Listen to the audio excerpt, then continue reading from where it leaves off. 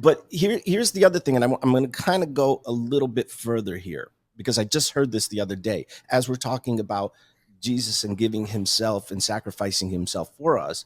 And it was written that it had to be this way. And it was written that Judah would be the one to do it. And yet he was, now they're saying he should be named a saint because he did what needed to be to happen. He did what needed to be done in order for this crucifixion to happen. So he should be called a saint. Help me out here. I don't know if I would go down that road, honestly. What I believe is God's will is always going to be done. And at the exact same time, we have free choice. God will not override our will. We have free choice. God will get his will done. Now, his preference is to use us. Right. But if we say no, he's going to find somebody to get his will done. So we do have free will and we have free choice, and God will get his will done somehow. And so that's what I personally believe. So I believe Judah had free choice and free will. I don't believe God made him do it. I believe God used that circumstance to bring Jesus to the cross. But if it wasn't Judah, it would have been, somehow Jesus would have ended up on a cross because that was God's will. So the debate is he in heaven, Judah, or is he in hell? Because he still gave himself to the Lord, even though after he, shall we say, betrayed him with the kiss of Judah, what we say in Italian. When you kiss somebody, they're always like, bacia di Judah, you're giving me the kiss of death here. But in that, he did ask for forgiveness afterwards because he knew he was wrong. He did return the money. Yeah. He went and hung himself.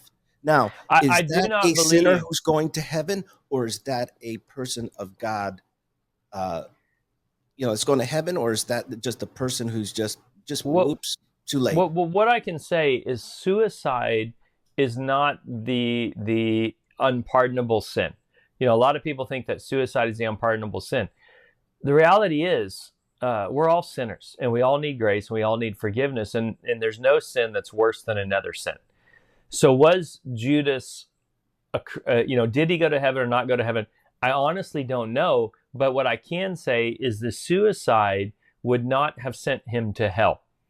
If he didn't go to heaven, it was because he didn't receive the grace and forgiveness of Jesus, but not because of what he did or did not do. So I think very likely he repented in his heart and responded to Christ, and the grief overwhelmed him because he was a human and he took his life as a result of it.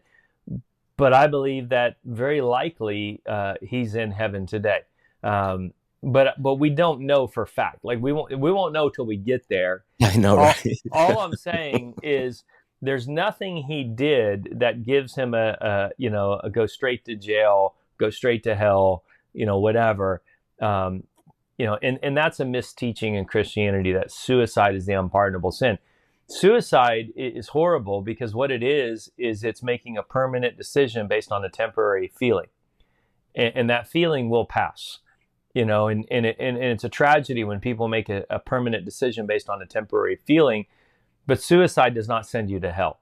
I was going to tell you to clear that up because there's a lot of people out there, and lately I've lost a couple more friends, who people aren't saying how, but the assumption is there that it was suicide. Suicide. And I've had many friends that went through that. And I've also thought of that in my earlier days when I hit rock bottom. I mean, there's days we all feel like this would be better if we just ended it now.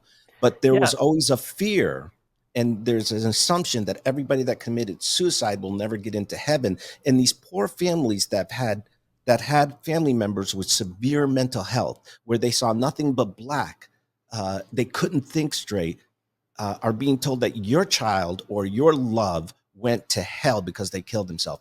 And please explain to them that's not true. 100% not true. 100% not true.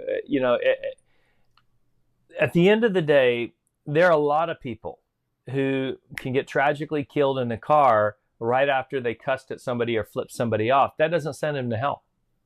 It doesn't send them to hell.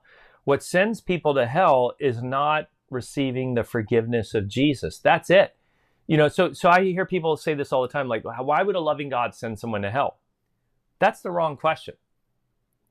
Why would a loving God force you to go to heaven? Love will not kidnap somebody against their will and make that person live with them. If you don't want to live for God, know God, be close to God, have a relationship with God, how could a loving God kidnap you and force you to live with him forever in heaven? That makes no sense. God gives you choice. You have free choice.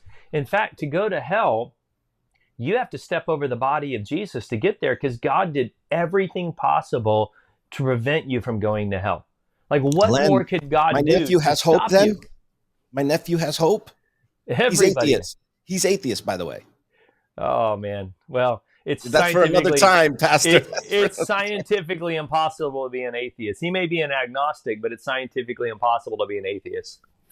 That's a good conversation for another time. We'll do that. We'll do that next time, because I know we got to wrap up. I've got to. Yeah, he's a wonderful, wonderful guy. But yes, he has a lot of questions. And I said, one time I got to get you with Pastor Aaron. Dude, let's talk. I've got a lot of atheist friends. I would love to talk.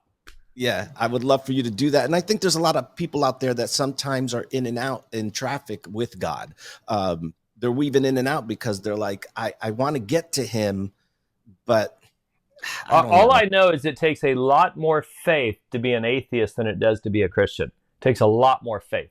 I said that to him. To be a Christian. Yeah, I mean, it just does. I mean, it's like, there's just so little evidence for atheism versus Christianity that you just have to have a lot more faith to be an atheist than be a Christian.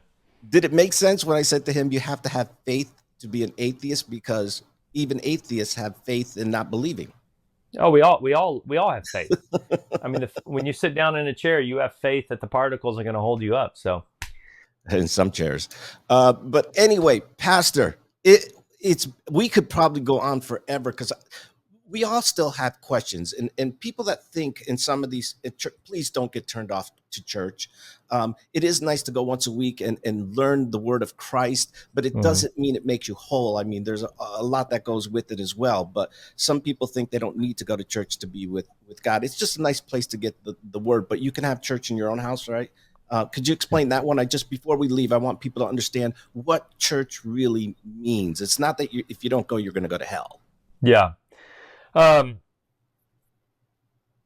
mean, at the end of the day, the church is the bride of Christ, and Jesus loves his bride. And it would be very hard for you to have a relationship with me if you didn't like my wife. Like, if you hated my wife or didn't want anything to do with my wife, it would be hard for us to be close friends. But that doesn't have anything to do with heaven or hell. Heaven and hell has everything to do with salvation, grace. There's nothing you do to earn it. So going to church doesn't get you into heaven. Going to church does not get you into heaven. Grace gets you into heaven, period. Now, we should want to be a part of a church because it's the bride of Christ. And the bride's not perfect, and the bride's not going to be perfect, but it is his bride. And he loves his bride, and he wants you to be a part of his bride because he doesn't want you to do faith alone. So the issue of will it send you to hell, will it send you to heaven, that's a non-issue. It's what's best for you. What's best for you is that Jesus plants you in a community of people that love him, that serve him, that are not perfect. By the way, there'll be hypocrites. There'll be people that hurt you. There'll be people that make mistakes, but it's still his family. And he wants you to be a part of that family because it's how he designed us to live as believers. Yeah. And I know for many years since I was kicked out of catechism, I didn't want to go to church and change my faith since then. But anyway, I'm enjoying going now and listening. Let's do this again. Yes, let's do it again. I know you got some wonderful things to get done out there. We thank you for your time, your expertise, and your eye-opening conversations. Aaron, love you, brother. It's love you, Giulio.